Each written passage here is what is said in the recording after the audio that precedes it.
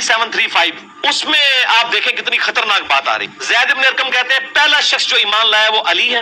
عمر بن مرہ تابعی کہتے ہیں جب میں نے یہ بات ابراہیم نخعی تابعی کے سامنے کی کہ زید بن ارقم صحابی نے مجھے بتایا کہ پہلا شخص جو ایمان لایا وہ حضرت علی ہے, تو ابراہیم نخعی تابعی ہے اور تابعی بھی جونیئر تابعی ہے, سینئر تابعین میں بھی نہیں آتا. وہ فوراً کہتا ہے, عمر کہتے ہیں کہ ابراہیم نخعی نے میری اس بات کا انکار کر دیا اور کہا نہیں, سب سے پہلے تو ابوبکر ایمان لائے تھے. اور تنو کو پوچھے تو ابوبکر نے زمانہ پایا, تو عمر نے بھی زمانہ پایا. اور آپ یہ میں آپ کو بتا رہا ہوں کہ آل امیہ میں کس قدر بغض اہل بیت انہوں نے گھول دیا تھا. بسم اللہ الرحمن الرحیم. السلام علیکم. جی دوستو, آپ نے دیکھا انجینئر مرزا کس طرح گندی زبان استعمال کر رہا ہے تابعین کے بارے میں. ابراہیم نخعی رحمۃ اللہ علیہ کے بارے میں یہ بتانا چاہا کہ ان کے دل میں اہل بیت کا بغض تھا.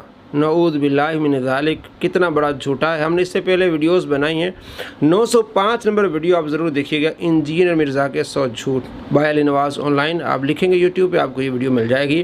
تو ہم آپ کو دکھا رہے ہیں کہ اس صدی کا سب سے بڑا جھوٹا ہے. اب ہم آگے آپ کو دکھانے والے ہیں کہ یہ خود حضرت ابراہیم نخعی رحمۃ اللہ علیہ کی تعریف کرے گا اور یہ بتانا چاہے گا کہ ابراہیم نخعی رحمۃ اللہ علیہ اہل بیت سے محبت رکھتے تھے. یعنی کتنا بڑا جھوٹا ہے کہ اپنے آپ کو کس طرح جھوٹا کر رہا ہے. ابراہیم نخعی جو ہے وہ تابعی, ان کی عمر 46 ایئرز ہوئی ہے ٹوٹل. 50 ہجری میں پیدا ہوئے ہیں, 96 ہجری میں فوت ہو گئے. بخاری مسلم کے راوی ہیں. امام حنیفہ کے دادا استادوں میں شامل ہیں. ان کا المعجم الکبیر طبرانی میں قول موجود ہے نا کہ بالفرض اگر میں قاتلین حسین میں شامل ہوتا اور اللہ تعالیٰ قیامت کے دن مجھے معاف بھی کر دیتا اور میں جنت میں بھی داخل ہو جاتا, پھر بھی میں جنت میں رسول اللہ کا سامنا نہ کر سکتا کہ کہیں حضور مجھے پوچھ ہی نہ لیں کہ تو قاتلین حسین میں شامل تھا, حالانکہ اللہ معاف کر دیتا. جی دوستو, آپ نے دیکھا کس طرح مثال دی کہ اگر میں جنت میں چلا جاؤں, آپ صلی اللہ تعالیٰ علیہ وآلہ وسلم کا سامنا نہ کر سکوں, تو معلوم ہوا کہ وہ اہل بیت سے محبت رکھتے تھے. تو اس نے جھوٹ بولا تھا, اپنے آپ کو اس نے جھوٹا کر دیا.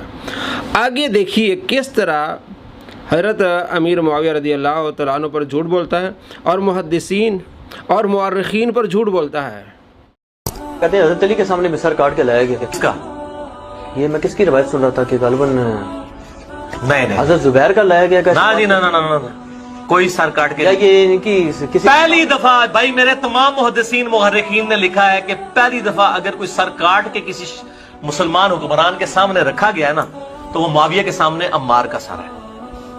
اس سے پہلے کبھی حضرت علی کے فوجی. دوستو, آپ نے دیکھا کس طرح بات کی کہ تمام محدثین اور مورخین نے لکھا ہے کہ مسلمان حکمران کے سامنے اگر سب سے پہلے کسی کا سر لایا گیا ہے تو امیر معاویہ رضی اللہ تعالیٰ عنہ کے سامنے حضرت عمار رضی اللہ تعالیٰ عنہ کو سر لایا گیا ہے. اب ہم آگے دکھاتے ہیں آپ کو کس طرح یہ اپنے آپ کو جھوٹا کرتا ہے. کبھی حضرت علی کے فوجیوں میں سے ایک بندے نے جا کے پیچھے ان کو دھوکے سے قتل کر کے تو لا کے تو سر حضرت علی کے سامنے رکھا, تو حضرت علی نے کہا کہ زبیر کے قاتل کو میں دوزخ کی بشارت دیتا ہوں. زبیر دوستو, آپ نے دیکھا کہ حضرت زبیر بن عوام رضی اللہ تعالیٰ عنہ کا سر حضرت علی رضی اللہ تعالیٰ عنہ کے سامنے لایا گیا اور آپ نے فرمایا اس کے قاتل کے لیے جہنم کی بشارت ہے. اور آپ کو یہ بھی معلوم ہونا چاہیے کہ حضرت زبیر رضی اللہ تعالیٰ عنہ جنگ جمل کے موقع پر شہید ہوئے اور جنگ جمل جنگ صفین سے پہلے ہے. تو حضرت امیر معاویہ رضی اللہ تعالیٰ عنہ کی جنگ حضرت علی رضی اللہ تعالیٰ عنہ سے ہوئی, وہ 37 ہجری میں ہے اور جنگ جمل 36 ہجری میں ہے. تو حضرت زبیر رضی اللہ تعالیٰ عنہ کا سر حضرت علی رضی اللہ تعالیٰ عنہ کے سامنے لایا گیا. آپ نے فرمایا اس کے قاتل کے لیے جہنم کی بشارت. تو اس پر بھی اس نے جھوٹ بولا محدثین پر اور مورخین پر. تو ہم بتاتے ہیں کہ کس طرح جھوٹا ہے. اور اب آگے ہم آپ کو دکھانے والے ہیں کہ جو کس طرح دھوکہ دیتا ہے عوام کو. جناب, جب آپ نے کسی کو مسلمان کرتے ہوئے جو چیز پڑھائی ہے اگر اسی کا وہ انکار کرے گا تب کافر ہوگا, تو حضرت ابوبکر صدیق رضی اللہ تعالیٰ عنہ کے انکار کرنے والا کافر نہیں ہوگا. ذرا سنیے. تو میں اس میں ایک آسان جملہ بولتا ہوں کہ اسلام میں داخل کرتے وقت جو چیزیں آپ نے کسی سے پڑھوائی تھی نا, جب تک وہ ان چیزوں کا انکاری نہیں ہوتا اس وقت تک اسلام سے نکل نہیں سکتا. آپ جب کسی کو مسلمان کرتے ہیں تو کیا آپ اس کو کیا یہ پڑھاتے ہیں لا الہ الا اللہ محمد رسول اللہ ابو بکر ولی اللہ, تو اب حضرت ابو بکر کا انکار کرنے سے وہ اسلام سے نہیں نکلے گا.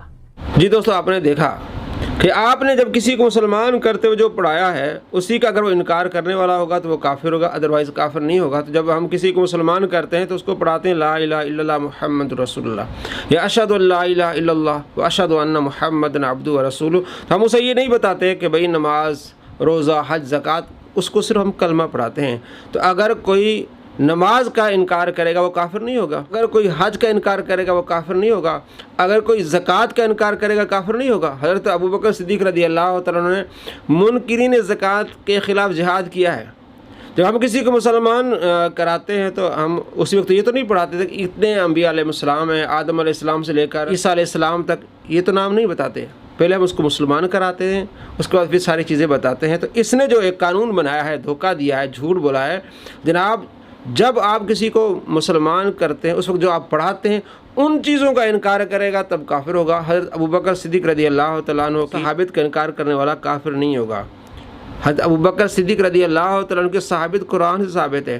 آپ کی صحابت کا انکار کرنے والا کافر ہے, اور یہ خود کہے گا. ذرا دیکھیے, سیدنا ابوبکر صدیق رضی اللہ تعالیٰ عنہ اس آیت کے تحت آپ صلی اللہ علیہ وسلم کے صحابی ہیں, کیونکہ یہ اس میں کیا الفاظ ہے, اذ یقول لصاحبہ, کہ جب وہ اپنے صحابی سے کہتے تھے, ساتھی سے.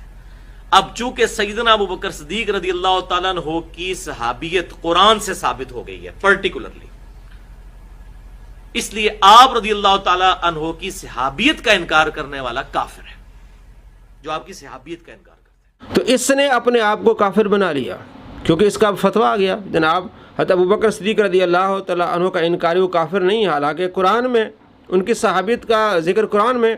اب اس کے جو چیلے ہیں, چپاٹے ہیں, وہ اس کا دفاع کرتے. جناب نہیں, حضرت علی رضی اللہ تعالیٰ عنہ نے 6 مہینے بعد ان کی بیعت کی تھی. بھائی یہاں بیعت کی بات نہیں ہے, بات یہ ہے کہ حضرت ابوبکر صدیق رضی اللہ تعالیٰ عنہ کا انکار مطلب یہ کہ آپ کو صحابی نہ ماننا.